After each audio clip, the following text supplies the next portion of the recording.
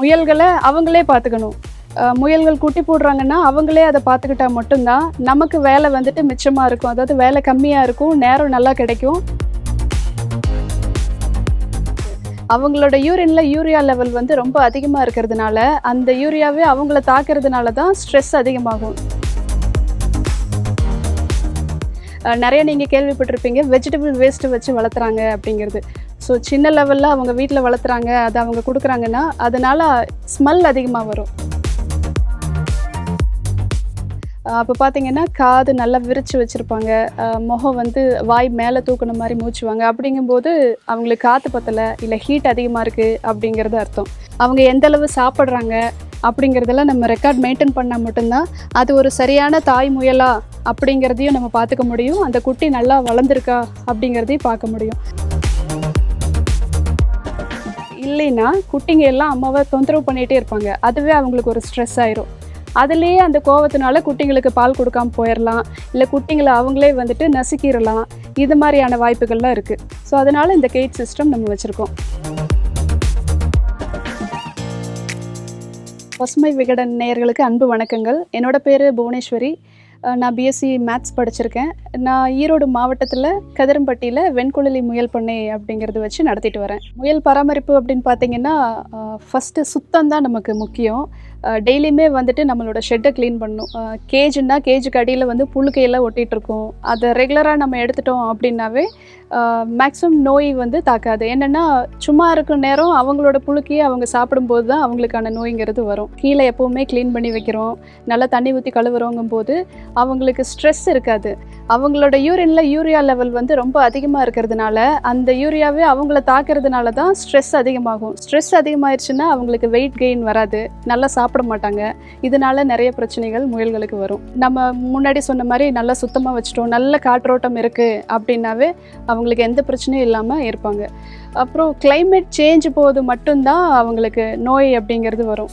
வெயிலிருந்து மழை, பனியிலேருந்து வெயில், இந்த மாதிரி எந்த காலநிலை மாறினாலும் அவங்களுக்கு வந்துட்டு இந்த சளி அப்படிங்கிற பிரச்சனை வரும்.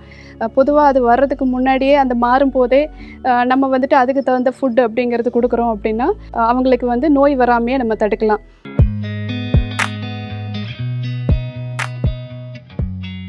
இப்போ நம்ம வந்து மருந்தாக கொடுக்கறது பார்த்திங்கன்னா மா இலை, கொய்யா இலை, வாழை இலை, தேக்கு இலை, இந்த மாதிரி கொடுத்தே அவங்களோட நோய்கள்ங்கிறத அரெஸ்ட் பண்ணிடுவோம். இப்போ கழிச்சல் இருக்குது அப்படின்னா அப்போது வாழை இலையை மட்டும் நம்ம கொடுக்குறோம், கொஞ்சம் காஞ்சது அப்படின்னு சொன்னால் அவங்களுக்கு அது அரெஸ்ட் ஆயிரும். அதே மாதிரி தேக்கு இலை கொடுக்கலாம். அப்புறம் நம்ம தீவனங்கள் என்ன கொடுக்குறோம் அப்படின்னு பார்த்தீங்கன்னா குதிரை மசால், வேலி மசால், முயல் மசால், அப்புறம் கோஎஃப்எஸ் 31, குட்டை நேப்பியர், அப்புறம் அகத்திக்கீரை, முருங்கைக்கீரை, இதெல்லாம் கலந்து நம்ம போடுறோம். இதுதான் இவங்களுக்கான உணவுங்க. இது இல்லாமல் குச்சி தீவனம் அப்படிங்கிறது நம்ம போடுறோம். முயல்களுக்குன்னு தனியாக பெல்லட்ஸ் இருக்குது, ஸோ அதை நம்ம வாங்கி போடுறோம். ஒரு நேரம் பசுந்தீவனம் வைக்கிறோம், ஒரு நேரம் குச்சி தீவனம் வைக்கிறோம். ஏன் இந்த பசுந்தீவனம் வைக்கணும்னா முயல்களுக்கு இது மட்டும் கொடுத்தா தான் அவங்க ஆரோக்கியமாக வளருவாங்க. ஸோ அவங்களுக்கான நோய் தாக்குதல்ங்கிறது இருக்காது. நிறைய நீங்கள் கேள்விப்பட்டிருப்பீங்க வெஜிடபிள் வேஸ்ட்டு வச்சு வளர்த்துறாங்க அப்படிங்கிறது.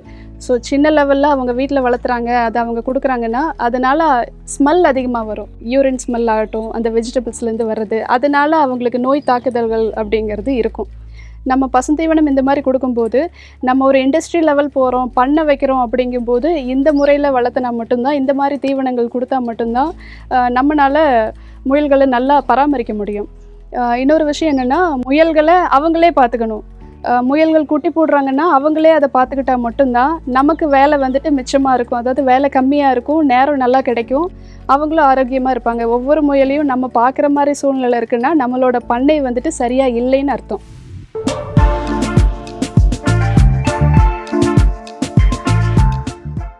இப்போ இந்த காலநிலை மாற்றம் அப்படிங்கும்போது உள்ள ஹியூமிடிட்டி வந்துட்டு நம்ம இந்த லெவல் கரெக்டாக மெயின்டைன் பண்ணணும். அந்த ஒரு ஃபாரன்ஹீட் மேலே போகுதுன்னா அவங்க ஸ்ட்ரெஸ்ஸுக்கு ஆளாவாங்க. அப்போ பார்த்திங்கன்னா காது நல்லா விரித்து வச்சுருப்பாங்க, முகம் வந்து வாய் மேலே தூக்குன மாதிரி மூச்சுவாங்க. அப்படிங்கும்போது அவங்களுக்கு காற்று பத்தலை இல்லை ஹீட் அதிகமாக இருக்குது அப்படிங்கிறது அர்த்தம். ஸோ அப்போ நம்ம எப்போவுமே நல்லா க்ளீனாக வச்சுருக்கோம், கீழே வந்துட்டு தண்ணி ஊற்றி நம்ம கழுவி விடுறோம் அப்படிங்கும்போது அந்த ஹீட்டை நம்ம கண்ட்ரோல் பண்ண முடியும். அது இல்லாமல் சுண்ணாம்பு போட்டு வாரத்துக்கு ஒரு தடவையோ இல்லை 15 நாளைக்கு ஒரு தடவையோ சுண்ணாம்பு போட்டு கீழே நம்ம தேய்ச்சி விட்டோம் அப்படின்னா அந்த டெம்பரேச்சரை வந்து நம்ம கொட்டகையில் மெயின்டைன் ஆகும். இன்னொன்று சுண்ணாம்பை வந்துட்டு சின்ன சின்ன கட்டிகள் பொட்டின மாதிரி கட்டி அங்கங்கே தொங்க விடுறோம் அப்படிங்கும்போதும் அந்த ஹீட்டை வந்து அது இழுத்துக்கும். ஸோ நார்மல் டெம்பரேச்சர் கொடுக்கும். அப்புறம் நான் என்ன பண்ணியிருக்கேன்னா சுற்றி சணல் சாக்கை வந்து கட்டியிருக்கேன். ரொம்ப வெயிலாக இருக்குன்னா அதில் தண்ணி அடிச்சு விட்ருவேன் சணல் சாக்கில். அப்போது வர்ற காற்றுங்கிறது உள்ளே குளிர்ந்த காற்றா வரும். அப்போது இன்னும் ரொம்ப ஹீட்டாக இருக்குங்கும்போது சுண்ணாம்பை கரைச்சி, நம்ம இப்போ கடைகளில் கிடைக்கிற சுண்ணாம்பு கிடையாது, உண்மையான சுண்ணாம்பு, கல் சுண்ணாம்பு, கிளிஞ்சல் சுண்ணாம்பு அதெல்லாம் வாங்கி நம்ம தண்ணியில் ஊற வச்சு, ஏன்னா அதுவே ஹீட்டு தான், ஒரு குறிப்பிட்ட நேரம் ஊற வச்சு தண்ணியில் அதுக்கப்புறம் அதை எடுத்து கீழே ஊற்றி சுத்தம் பண்ணுறது. இந்த சுற்றி இருக்க சாக்கிலெல்லாம் அதை நான் வந்து ஊற்றி விடுவேன். அப்படிங்கும்போது அந்த டெம்பரேச்சர் வந்து இங்கே நல்லா மெயின்டைன் ஆகிட்ருக்கும்.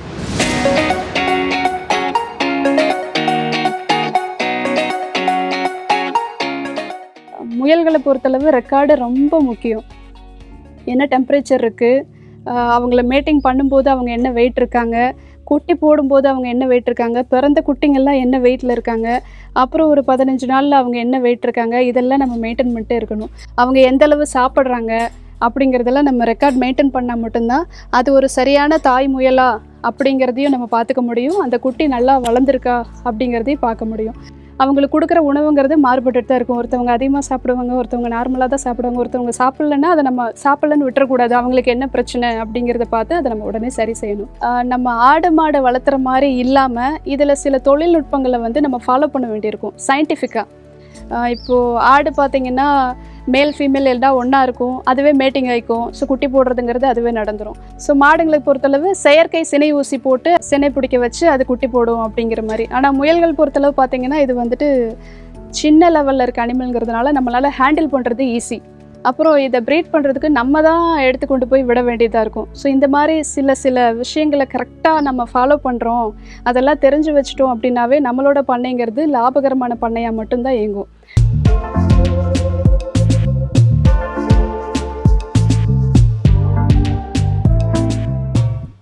நம்ம வந்து பார்த்திங்கன்னா ப்ரீடருக்கு தனியாக கேஜஸ் வச்சுருக்கோம், க்ரோயருக்கு தனியாக கேஜஸ் வச்சுருக்கோம். ப்ரீடர் அப்படின்னா குட்டி போடுற தாய் முயல்கள் அப்படிங்கிறது, அதை ரெண்டாக பிரித்து வச்சுருக்கோம். அம்மா ஒரு சைடு இருப்பாங்க, குட்டி போடும்போது நம்ம தேங்காய் நாரெல்லாம் உள்ளே வைப்போம்.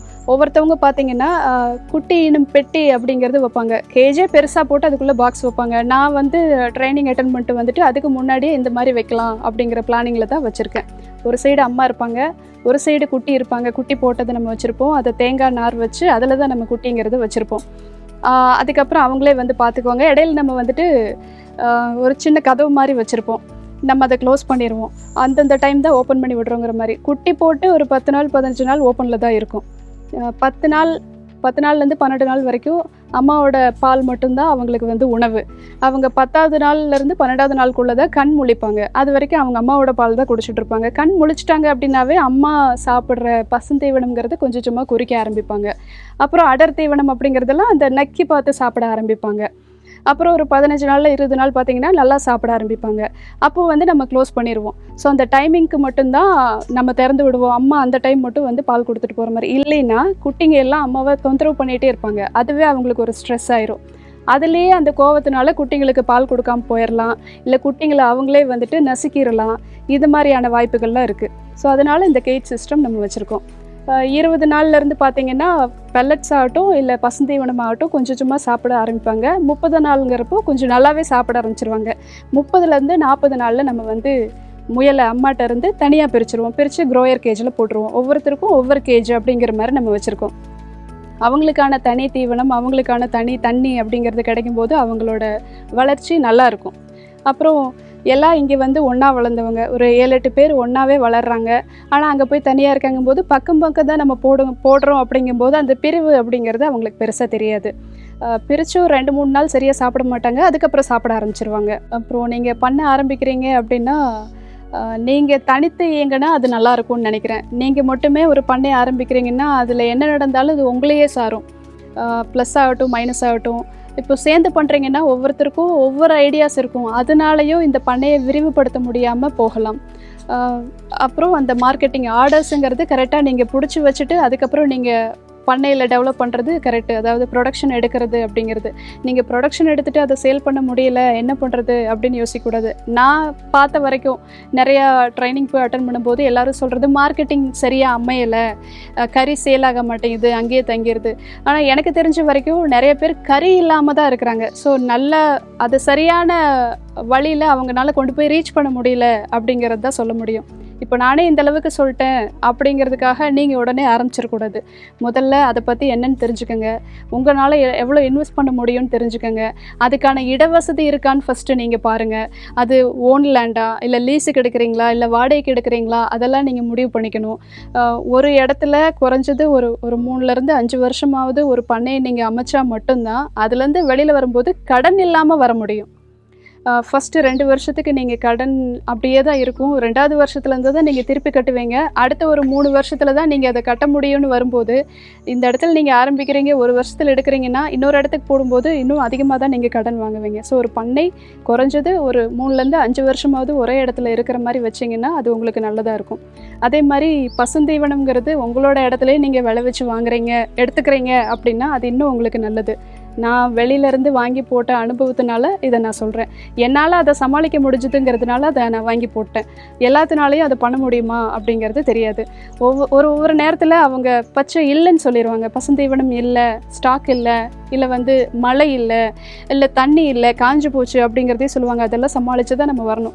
ஆல்டர்னேட்டிவ் நம்ம ரெடி பண்ணி வச்சுக்கணும். இல்லை நம்ம இடத்துலேயே பசுந்தீவனம் போடல, லேண்டு சும்மா வச்சுருப்பாங்க, அவங்கக்கிட்ட நம்ம சொல்லி கொடுத்தா அவங்க போட்டு கொடுப்பாங்க இல்லையா, கான்ட்ராக்ட் பேஸில் இல்லை கிலோ கணக்கில். அந்த மாதிரி பக்கத்தில் இருக்கவங்ககிட்ட பேசி வச்சு பசுந்தீவனம் ஒருத்தர் போட்டு கொடுத்து அதை நம்ம வாங்கி யூஸ் பண்ணுறோம் அப்படின்னாலும் அது நமக்கானது மட்டுமா இருந்ததுன்னா அதுவும் நமக்கு நல்ல விஷயம். அதையும் நம்ம யூஸ் பண்ணிக்கிறோன்னா நம்ம பண்ணையில் எப்போவும் தீவனத்துக்கு பற்றாக்குறைங்கிறது வராது. தண்ணி எப்போவுமே சுத்தமாக இருக்கிற மாதிரி நம்ம பார்த்துக்கணும்.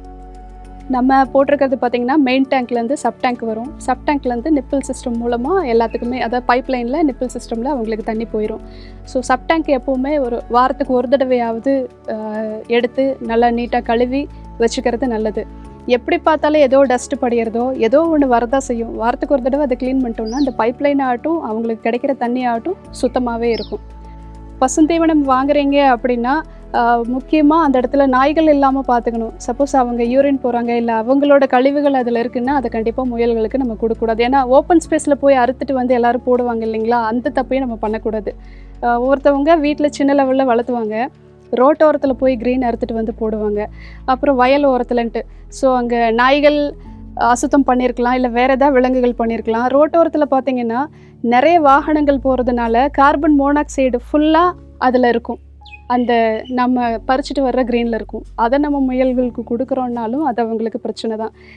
இதுதான் நுணுக்கங்கள் அப்படிங்கிறது, வளர்க்குற விதம் அப்படிங்கிறது. இந்த மாதிரி சின்ன சின்ன விஷயங்கள்லாம் நம்ம தெரிஞ்சுட்டு வளர்த்துனா தான் நம்ம சக்ஸஸ்ஃபுல்லாக பண்ண முடியும். நம்ம ஆரம்பித்து ஒரு 6லேருந்து 8 மாதத்துக்கு நம்ம இன்கம் வருது அப்படிங்கிறத எதிர்பார்க்க முடியாது. ஏன்னா நம்மளோட டைமுங்கிறது அப்போ தான் நம்ம தாய் முயல்கள் வாங்குவோம், இல்லை குட்டியாக வாங்குவோம், அது வளரணும், அந்த பருவத்துக்கு வரணும், அதுக்கப்புறம் தான் நம்ம மேட்டிங் பண்ண முடியும். அது மேட்டிங் பண்ணிவிட்டு 30 டேஸ் கழித்து தான் குட்டி போடும். நம்ம ப்ராப்பராக ட்ரைனிங் எடுத்திருந்தோன்னா இதை கரெக்டாக செட் பண்ணுவோம். இல்லைன்னா நம்ம என்ன மேட்டிங் பண்ணாலும் அது குட்டி போடாது, அது நமக்கு என்னன்னு தெரியாது. ஸோ இதை நம்ம ஆரம்பிக்கிறதுக்கு முன்னாடி நம்ம ட்ரைனிங் எடுத்துகிட்டு ஆரம்பிக்கிறோன்னா கண்டிப்பாக நமக்கு சக்ஸஸ்ஃபுல் ஃபார்ம் தான் நம்மளோடது இருக்கும். இப்போ குட்டி போடுது அப்படிங்கும்போது ஒரு நேரத்தில் சராசரியாக 6லேருந்து 8 குட்டி போடும்.